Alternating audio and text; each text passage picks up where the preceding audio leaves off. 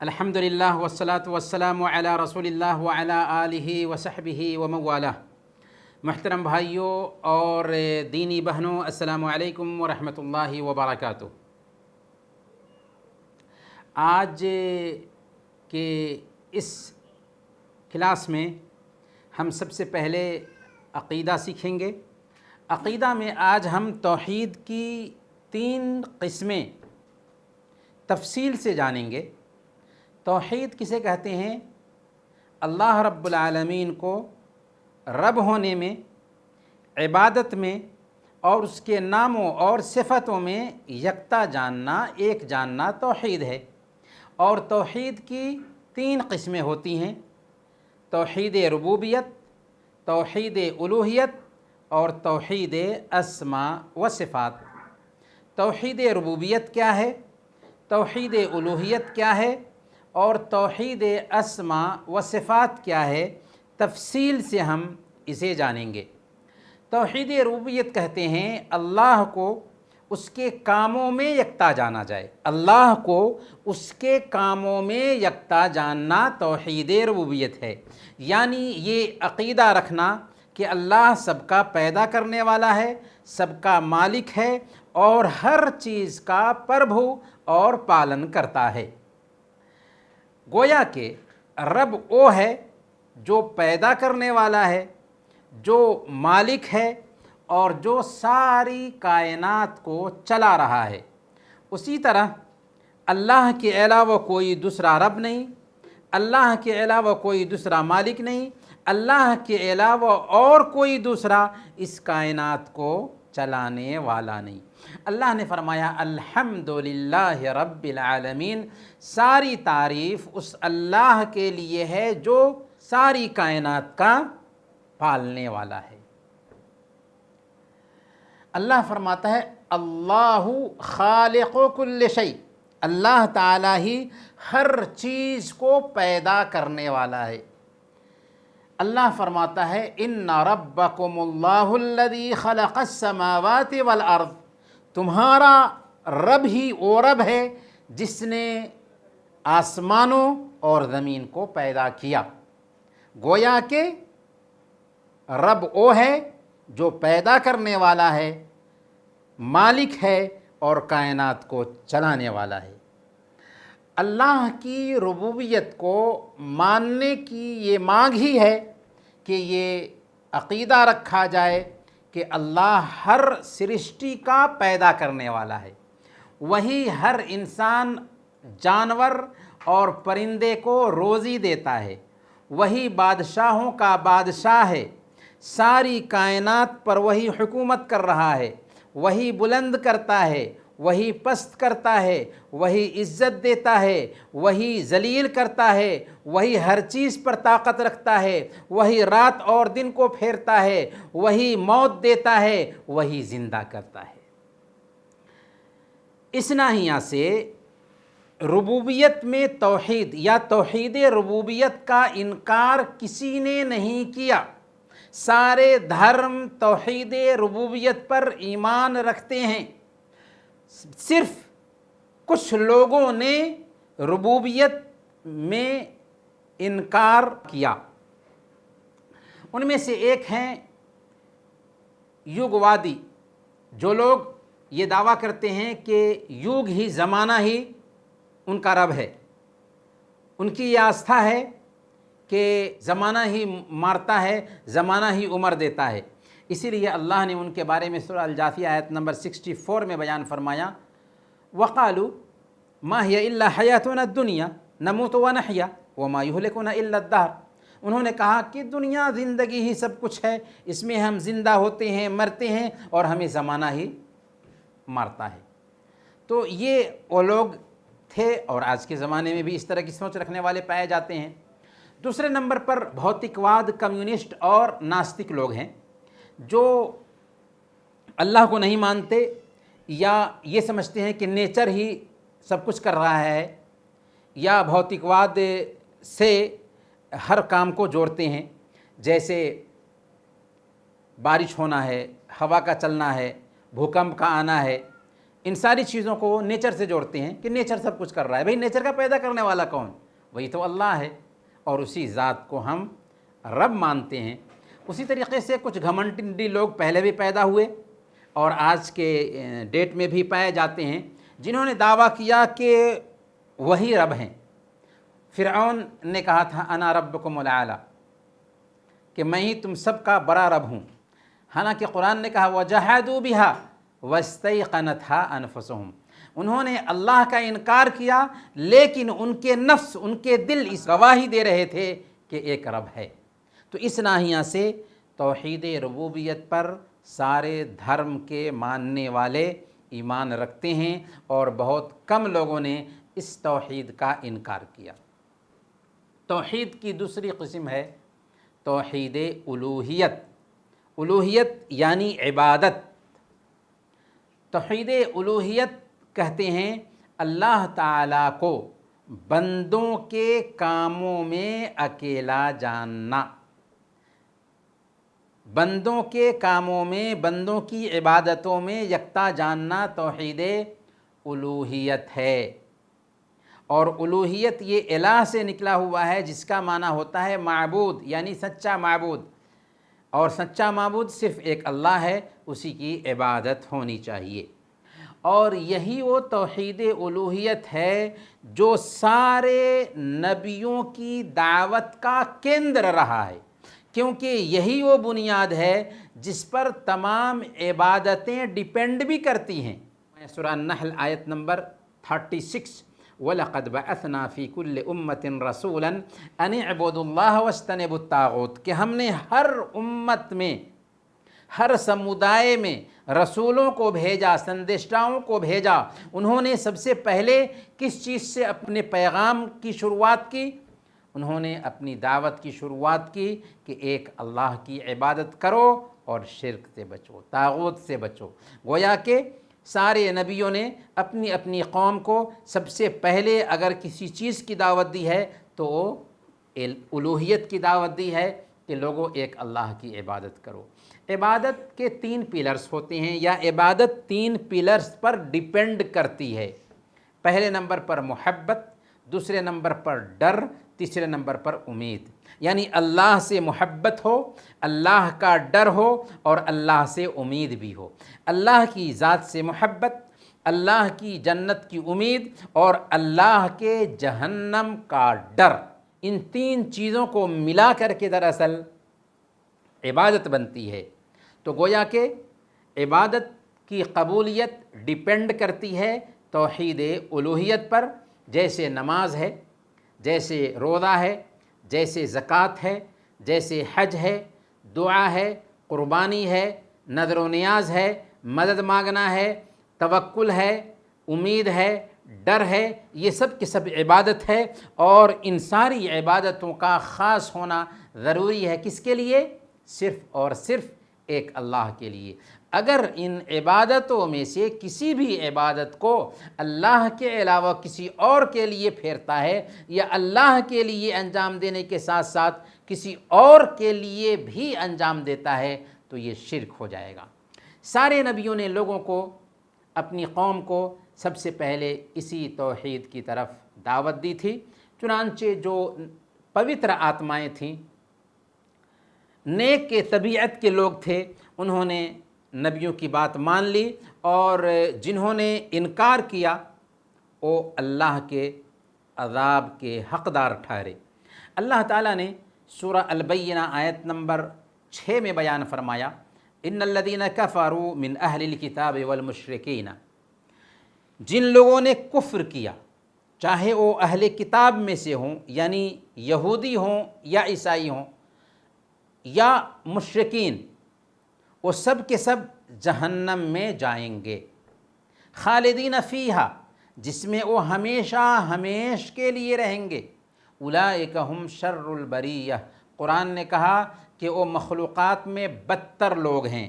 دنیا میں جتنی بھی مخلوق ہے، یہاں تک کہ جانور چرند و پرند بھی صرف ایک اللہ کی مانتے ہیں، ایک اللہ کے قانون کے مطابق جیون بتاتے ہیں، لیکن انسانوں میں سے بہت بڑی سنکھیا آج بھی اللہ کے علاوہ انسانوں کی پوجا کرتی ہے۔ اسی لیے اللہ نے کہا اولئک ہم شر البریہ، مخلوقات میں سب سے وہ بدتر لوگ ہیں جو اللہ کو چھوڑ کر، جس نے ان کو پیدا کیا، ان کے آباء و اجداد کو، ان کے پروجوں کو پیدا کیا، جس نے زمین بنائی، آسمان بنایا، سورج چاند بنایا، سب کچھ اس نے کیا، ان کے کھانے کے لیے زمین سے اناج نکالا، سب کچھ اوپر والے نے کیا۔ لیکن اگر ایک انسان ان ساری نعمتوں کو پانے کے باوجود بھی اللہ کو نہ مانے، اللہ کی عبادت نہ کرے، تو ظاہر سی بات ہے کہ وہ بہت بڑا مجرم ہوگا۔ توحید ربوبیت کا انکار توحید الوہیت کے لیے ضروری ہے۔ کیا مطلب؟ مطلب یہ ہے کہ اگر کوئی آدمی اللہ کو رب مانتا ہے، یعنی مانتا ہے کہ وہی پیدا کیا ہے، وہی روزی دیتا ہے، وہی کائنات کو چلا رہا ہے، وہی کائنات کا مالک ہے، اس عقیدہ کو ماننے کی مانگ یہ ہے کہ ایک انسان صرف اور صرف ایک اللہ کے سامنے سر جھکائے۔ جب اللہ ہی پیدا کرنے والا ہے، اللہ ہی مالک ہے، اللہ ہی خالق ہے، تو اس کی مانگ یہ ہو جاتی ہے کہ ایک انسان صرف اللہ رب العالمین ہی سے مانگے، اللہ رب العالمین ہی سے مدد طلب کرے، اللہ رب العالمین ہی کو مشکل دور کرنے والا اور ضرورت پوری کرنے والا مانگے۔ اللہ تعالیٰ نے سورہ البقرہ آیت نمبر 21 میں بیان فرمایا، یا ایھا الناس اعبدوا ربکم الذی خلقکم والذین من قبلکم لعلکم تتقون۔ اے لوگو اپنے رب کی پوجا کرو۔ قرآن کہتا ہے انسانوں سے خطاب کرتے ہوئے، مسلمانوں سے نہیں، انسانوں سے خطاب کرتے ہوئے کہ اے لوگو اپنے پربھو کی پوجا کرو، اپنے پربھو کی، دوسروں کے پربھو کی نہیں، مسلمانوں کے پربھو کی نہیں، عربوں کے پربھو کی نہیں، اپنے پربھو کی پوجا کرو۔ کس پربھو کی؟ الذی خلقکم، جس نے تم کو پیدا کیا، اور تم ہی کو نہیں پیدا کیا بلکہ تم سے پہلے جو لوگ گزر گئے ہیں، تمہارے جو پروج ہیں، ان کو بھی اسی نے پیدا کیا۔ جس نے تمہارے لیے آسمان بنایا اور اس کو چھت بنا دیا، جس نے تمہارے لیے زمین کو بچھونا بنا دیا، جس نے بارش برسائی اور زمین سے ہر طرح کی چیزیں تمہارے کھانے پینے کے لیے نکالا۔ فلا تجعلوا للہ اندادا وانتم تعلمون، جب تم جانتے ہو کہ اسی نے تمہیں پیدا کیا، تمہارے پروجوں کو پیدا کیا، اسی نے زمین کو بچھونا بنایا، آسمان کو چھت بنایا، بارش برسائی، تمہارے کھانے کے لیے ہر طرح کے پھل اور فروٹ نکالا، جب سب کچھ وہی کر رہا ہے، فلا تجعلوا للہ اندادا وانتم تعلمون، تو تم سب کچھ جانتے ہو تو اس کا کوئی پارٹنر مت ٹھہراؤ۔ تو یہ ہے توحید الوہیت، جس کا معنی ہوتا ہے توحید عبادت، یعنی عبادت میں جو بھی کام آتے ہیں ان سارے کاموں کو صرف ایک اللہ کے لیے خاص کرنا، اور یہ توحید اصل میں توحید ربوبیت کی مانگ ہے۔ اگر کوئی آدمی اللہ کو رب مانتا ہے، خالق مانتا ہے، رازق مانتا ہے، کائنات کو چلانے والا مانتا ہے، تو اس کی یہ مانگ ہو جاتی ہے کہ وہ صرف اس ماتھا کو اسی کے سامنے جھکائے، اللہ کے علاوہ کسی اور کے سامنے نہ جھکائے۔ جو کمپنی ہمیں سیلری دیتی ہے، کام اسی کمپنی کا کرنا چاہیے۔ جو کفیل ہمیں سیلری دیتا ہے، کام اسی کفیل کا کرنا چاہیے۔ بالکل جو اللہ پیدا کیا ہے، جو اللہ روزی دیتا ہے، جو اللہ کائنات کو چلا رہا ہے، جس نے آسمان بنایا، زمین بنایا، اسی کے سامنے یہ ماتھا بھی جھکنا چاہیے۔ توحید کی تیسری قسم ہے توحید اسماء اور صفات۔ توحید اسماء و صفات کسے کہتے ہیں؟ توحید اسماء و صفات یہ ہے کہ مسلمان اس بات پر یقین رکھے کہ اللہ تعالیٰ نے اپنی کتاب میں اور اس کے رسول نے احادیث میں اللہ کے جن ناموں اور اس کے بلند صفات کا ذکر کیا ہے ان پر ایمان لایا جائے، بغیر کسی تحریف کے، بغیر کسی تعطیل کے، بغیر کسی تمثیل کے اور بغیر کسی تشبیہ کے۔ تحریف، تعطیل، تکییف اور تمثیل کیا ہے، اسے ہم جانتے ہیں۔ تحریف کہتے ہیں بغیر کسی دلیل اور پرمان کے لفظ کو اس کے اصلی معنی سے ہٹا دینا. جیسے اللہ تعالیٰ کہتا ہے وَكَلَّمَ اللَّهُ مُوسَىٰ تَكْلِيمًا، اللہ تعالیٰ نے موسیٰ سے بات کی. تو اس میں اللہ کی ایک وشیشتا ہے بات کرنے کی کہ اللہ تعالیٰ بات کرتا ہے. اللہ نے موسیٰ سے بات کی. اگر کوئی آدمی اس آیت کو ایسے کہے وَكَلَّمَ اللَّهَ مُوسَىٰ تَكْلِيمًا، موسیٰ علیہ السلام نے اللہ سے بات کیا، اللہ سے بات کرنے کی صفت کو ختم کر کے موسیٰ کی طرف بات کرنے کی نسبت کر دے تو کیا ہو جائے گا؟ یہ تحریف ہو جائے گی اور اللہ کی ذات سے کلام کرنے کی صفت کا انکار کرنا لازم آئے گا. اسی طریقے سے اللہ رب العالمین کے صفات کا انکار بھی نہ کیا جائے، جس کو ہم کہتے ہیں تعطیل. یعنی اللہ تعالیٰ کے جو نام ہیں، اس کی جو صفتیں ہیں، ان سب کا انکار نہ کیا جائے، ان میں سے کسی ایک کا بھی انکار نہ کیا جائے. اس کو تعطیل کہتے ہیں. اور تکییف کسے کہتے ہیں؟ یعنی اللہ تعالیٰ کے جو نام ہیں، اس کی جو صفتیں ہیں، ان ناموں اور ان صفتوں کی کیفیت بیان نہ کی جائے. جیسے کوئی کہے کہ اللہ عرش پر ہے تو اس کی کیفیت ایسی ویسی ہے، کیونکہ اس کا علم آپ کو کہاں سے ہوا؟ اللہ نے کہا کہ وہ عرش پر ہے، لیکن عرش پر ہونے کی کیفیت تو اس نے بتائی نہیں. اس لیے ہم کیفیت نہیں بتا سکتے، ہم کیفیت جاننے کے چکر میں نہیں لگیں گے. وَلَا تَقْفُ مَا لَيْسَ لَكَ بِهِ عِلْمٌ، جس چیز کا تمہیں گیان نہ ہو اس کے پیچھے مت پڑو. تو ہمیں یہ یقین رکھنا ہے کہ اللہ عرش پر ہے، لیکن کیسے ہے اس کے پیچھے ہمیں نہیں پڑنا ہے. اسی طرح تمثیل، اللہ کے اسماء اور صفات کو اس کے کسی بندے کے اسماء اور صفات کے جیسے سمجھنا. جیسے کوئی کہے کہ اللہ نے کہا تبارک الذی بیدہ الملک، بابرکت ہے وہ ذات جس کے ہاتھ میں بادشاہت ہے. تو ہم مانتے ہیں کہ اللہ کے پاس ہاتھ ہے، لیکن اس ہاتھ کی کیفیت بیان کرنا کہ اللہ کا ہاتھ انسانوں کے ہاتھ کے جیسے ہے، یہ جائز نہیں.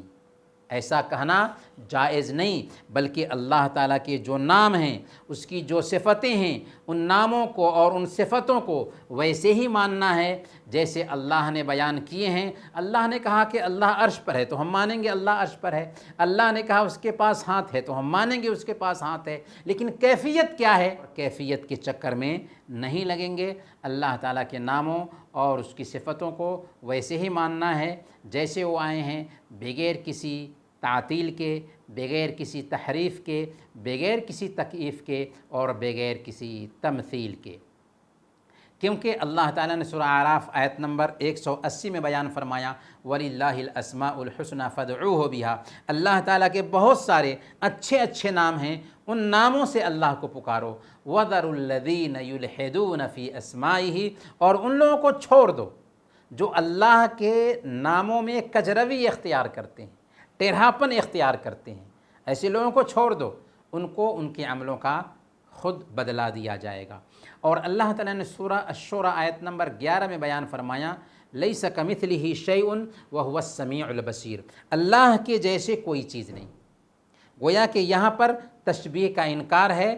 وہو السمیع البصیر، اور وہ سننے والا ہے اور دیکھنے والا ہے. یہاں پر صفات کو ثابت کیا گیا ہے. تو اللہ کے لیے سننا ثابت کریں گے، اللہ کے لیے دیکھنا ثابت کریں گے، لیکن اس سننے کو بندوں کے جیسے نہیں مانیں گے، اس دیکھنے کو بندوں کے دیکھنے کے جیسے نہیں مانیں گے. ہم ثابت کریں گے کہ اللہ سنتا ہے لیکن بندوں کے جیسے نہیں، اللہ دیکھتا ہے لیکن بندوں کے جیسے نہیں.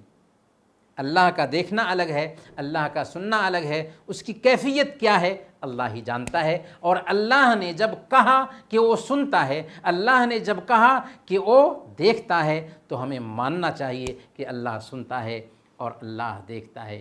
یہ اللہ تعالیٰ کے جو اسماء و صفات ہیں، کسی دوسرے کے لیے مناسب نہیں ہیں ان اسماء و صفات کو ثابت کرنا. اور ان سارے اسماء و صفات پر مومن کے لیے ضروری ہے کہ وہ ایمان رکھے. قرآن میں جو نام اللہ تعالیٰ کے بیان کیے گئے ہیں ان ناموں پہ یقین رکھا جائے، اسی طریقے سے احادیث میں جو نام اللہ کے نبی صلی اللہ علیہ وسلم نے بیان کیا ہے ان ناموں کو بھی ثابت کیا جائے۔ ویسے ایک حدیث آتی ہے، صحیح بخاری اور صحیح مسلم کی حدیث ہے، حضرت ابو ہریرہ رضی اللہ تعالیٰ عنہ بیان فرماتے ہیں کہ اللہ کے نبی صلی اللہ علیہ وسلم نے ارشاد فرمایا، کیا فرمایا؟ ان للہ تسعۃ وتسعین اسما مئۃ الا واحدا من احصاها دخل الجنہ۔ اللہ تعالیٰ کے 99 نام ہیں، 100 میں سے ایک کم، جس نے ان کو شمار کر لیا جنت میں جائے گا۔ شمار کرنے کا کیا مطلب ہوتا ہے؟ احصاء کرنے کا کیا مطلب ہوتا ہے؟ اس کا مفہوم یہ ہے، پہلے نمبر پر ان ناموں کو ایک آدمی یاد کر لے، اللہ کے نام ہیں اس لیے ان کو یاد کر لے۔ دوسرے نمبر پر ان ناموں کے معانی کو سمجھے اور ان معانی پہ وہ غور کرے۔ تیسرے نمبر پر پریکٹیکل زندگی کو ان ناموں کے مطابق ڈھال لے۔ مثال کے طور پر ان ناموں کے واسطے سے اللہ تعالیٰ سے دعا کرے اور ان ناموں کی جو مانگ ہے ان کو اپنی عملی زندگی میں اتار لے۔ تو اس طریقے سے اگر ایک بندہ کرتا ہے تو واقعی اللہ کے نبی صلی اللہ علیہ وسلم نے بیان فرمایا کہ وہ جنت میں جائے گا۔ اللہ تعالیٰ کے کچھ ناموں کو ہم جانتے ہیں۔ سب سے پہلے اللہ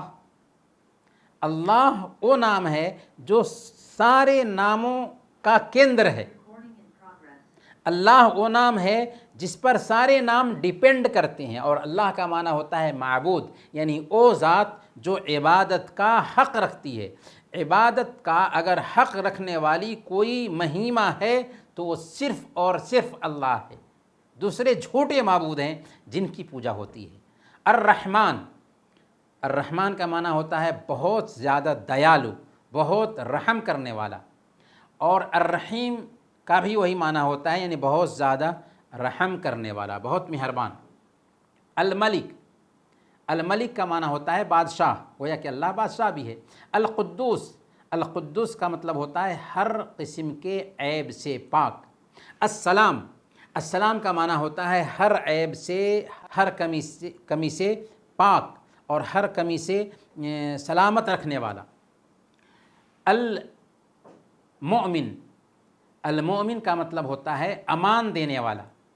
المہیمن یعنی نگہبانی اور حفاظت کرنے والا۔ العزیز یعنی طاقت، غلبہ اور بلند مرتبہ والا۔ الجبار اپنا حکم اپنی طاقت سے لاگو کرنے والا اور ٹوٹے ہوئے دلوں کو جوڑنے والا۔ المتکبر مہانتا رکھنے والا، سرکشوں کو قابو میں رکھنے والا۔ الخالق پیدا کرنے والا۔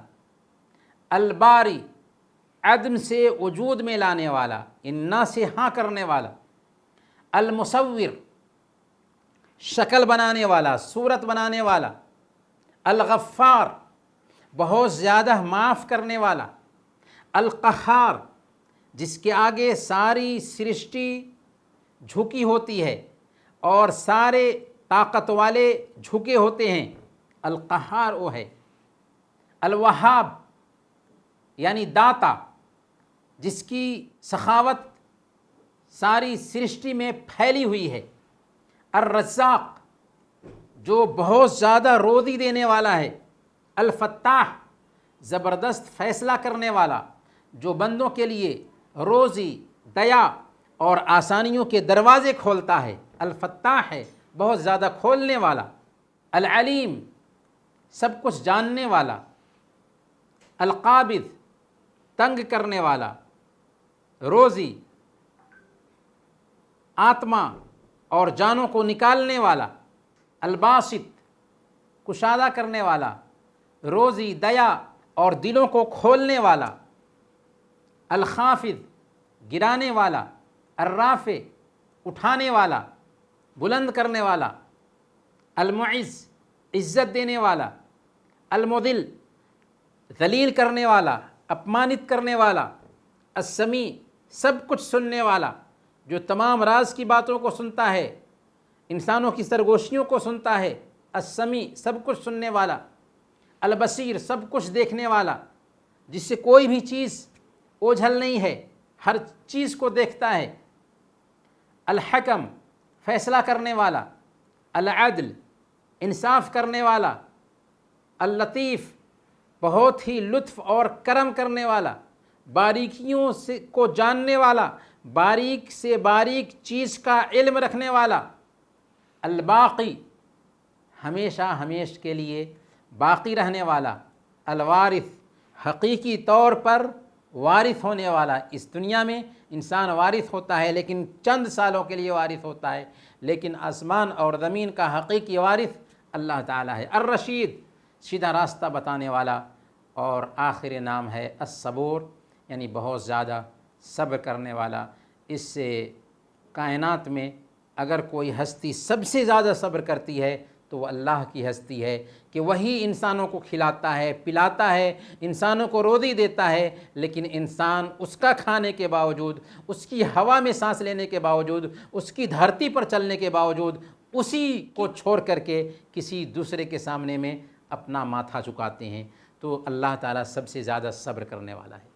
یہ ضروری ہے کہ ہم اللہ تعالیٰ کے ایسے ناموں کا اضافہ نہ کریں جن کا ذکر اللہ تعالیٰ نے اپنے لیے نہیں کیا ہے یا اس کے رسول نے اس کے لیے نہیں کیا ہے، اور اللہ تعالیٰ کے جو نام آئے ہیں ان ناموں کو ویسے ہی ثابت کیا جائے جیسے اللہ تعالیٰ نے اپنے لیے بیان کیا ہے۔ مثال کے طور پر اللہ فرماتا ہے واللہ یحب المحسنین، اللہ احسان کرنے والوں کو پسند کرتا ہے، احسان کرنے والوں سے محبت کرتا ہے۔ تو ہمیں ماننا ہے کہ اللہ نیک عمل کرنے والوں سے محبت کرتا ہے، محبت کرنا بھی اللہ کی ایک صفت ہوئی۔ اسی طرح اللہ فرماتا ہے الرحمن علی العرش استویٰ، رحمان عرش پر مستوی ہے، تو ہمیں ماننا ہے کہ اللہ عرش پر مستوی ہے۔ اللہ ہر جگہ نہیں لیکن اس کا علم ہر جگہ ہے، وہ ہر چیز کو جانتا ہے، ہر چیز کو دیکھتا ہے، لیکن وہ ہے عرش پر، وہیں سے ہر چیز کو جانتا ہے، ہر چیز کے بارے میں علم رکھتا ہے۔ اللہ تعالیٰ کے جو نام ہیں اور ان کی جو صفتیں ہیں، ان ناموں اور ان صفتوں پر ایمان رکھنے کا کیا فائدہ ہوتا ہے، یا اللہ کے ناموں اور اس کی صفتوں کو ثابت کرنے کا اثر کیا ہوتا ہے ہماری زندگی پر؟ تو پہلے نمبر پر اللہ تعالیٰ کے اسماء و صفات کا علم اللہ کی جانکاری حاصل کرنے کا ذریعہ ہے۔ اللہ تعالیٰ نے ساری سرشٹی کو پیدا کیا ہے، اور اس لیے پیدا کیا ہے تاکہ سرشٹی اس کو پہچانے اور اس کی عبادت کریں۔ وما خلقت الجن والانس الا لیعبدون، ہم نے جنوں اور انسانوں کو صرف اسی لیے پیدا کیا ہے کہ وہ میری عبادت کریں۔ تو گویا کہ اللہ تعالیٰ نے اس لیے پیدا کیا ہے کہ بندے اس کو جانیں، اس کی عبادت کریں۔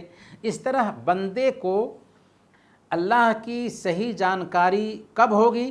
جب کہ وہ اللہ تعالیٰ کے بارے میں جانیں گے، اور جب جان لیں گے تو اس سے محبت کرنے لگیں گے، اس کا ڈر رکھیں گے، اس کے قانون کے مطابق زندگی گزاریں گے اور اسی سے امیدیں باندھیں گے، اور یہی عبادت کا خلاصہ ہے کہ سارے کام جو عبادت کے ہیں اللہ کے لیے کیے جائیں۔ دوسرے نمبر پر اللہ تعالیٰ کے ناموں اور اس کی صفتوں کو جاننے سے دل میں اللہ کی محبت بیٹھتی ہے۔ آپ کے اوپر کسی نے احسان کیا ہو، ضرورت کے وقت میں 10 لاکھ روپیہ دیا، تو کیا آپ اس کو جاننے کی کوشش نہیں کریں گے؟ اس کی فیملی کو، اس کے خاندان کو جاننے کی آپ کے اندر اچھا ہوگی۔ تو سب سے بڑا محسن اگر کوئی ہستی ہے تو ہمارا رب ہے، جس نے ہمیں پیدا کیا، ہمارے پروجوں کو پیدا کیا۔ تو ہمارے من میں جب ہم اس کو جان لیتے ہیں تو اس کا سمان بیٹھے گا۔ ویسے بھی اللہ تعالیٰ نے حکم دیا ہے کہ بندے اس کو زیادہ سے زیادہ یاد کریں۔ اللہ فرماتا ہے یا ایھا الذین آمنوا اذکروا اللہ ذکرا کثیرا، اے ایمان والو اللہ کو زیادہ سے زیادہ یاد کرو۔ اور جب ہم اللہ کے ناموں اور اس کی صفتوں کو جانیں گے تو عجیب طریقے سے اس سے ہماری محبت بڑھے گی۔ اللہ تعالیٰ کے ناموں اور اس کی صفتوں کو جاننے سے من میں سکون اور شانتی کا بھی انوبھو ہوتا ہے، کیونکہ بندہ اس مہان رب کی شرن لیتا ہے جو اپنی ساری صفتوں میں مکمل ہے۔ جب مومن میں کمزوری کا احساس پیدا ہوتا ہے تو اپنے رب کی پناہ لیتا ہے، جب وہ بیمار ہوتا ہے تو اپنے رب سے شفا مانگتا ہے اور اس کے نام الشافی سے دعا کرتے ہوئے کہتا ہے کہ اے اللہ تو شفا دینے والا ہے، مجھے شفا عطا فرما۔ جب وہ نردھنتا کا سامنا کرتا ہے تو اپنے رب سے روزی مانگتا ہے اور اللہ کے نام الرازق کے واسطے سے اللہ سے دعا کرتا ہے کہ اللہ تو روزی دینے والا ہے، مجھے روزی عطا فرما۔ جب اللہ تعالیٰ کے نام الوکیل کا وہ انوبھو کرتا ہے کہ اللہ تعالیٰ ہی کام بنانے والا ہے، اللہ کے علاوہ کوئی بگڑی نہیں بنا سکتا، تو اب ہر کام میں اللہ تعالیٰ پر ہی بھروسہ کرتا ہے۔ اس طریقے سے اس کا تعلق ویسے ہی ہو جاتا ہے جیسے پانی کی مچھلی کا پانی سے ہوتا ہے، اور جیسے دودھ پیتے بچے کا ماں کی گود سے ہوتا ہے، کہ اللہ کے علاوہ کسی پر یقین نہیں رکھتا، اللہ کے علاوہ کسی سے مدد نہیں مانگتا، اللہ کے علاوہ کسی کو مشکل دور کرنے والا اور ضرورت پوری کرنے والا نہیں سمجھتا۔ تو یہ توحید ربوبیت، توحید الوہیت اور توحید اسماء و صفات کے بارے میں ہلکی سی تفصیل رہی۔ انہی چند باتوں پر آج کا ہم یہ درس ختم کرتے ہیں۔ آپ کے پاس اگر کسی طرح کا سوال ہے تو پوچھ سکتے ہیں، پھر ہم اپنی بات ختم کریں گے۔ وصلی اللہ علی نبینا محمد وعلی آلہ وصحبہ اجمعین۔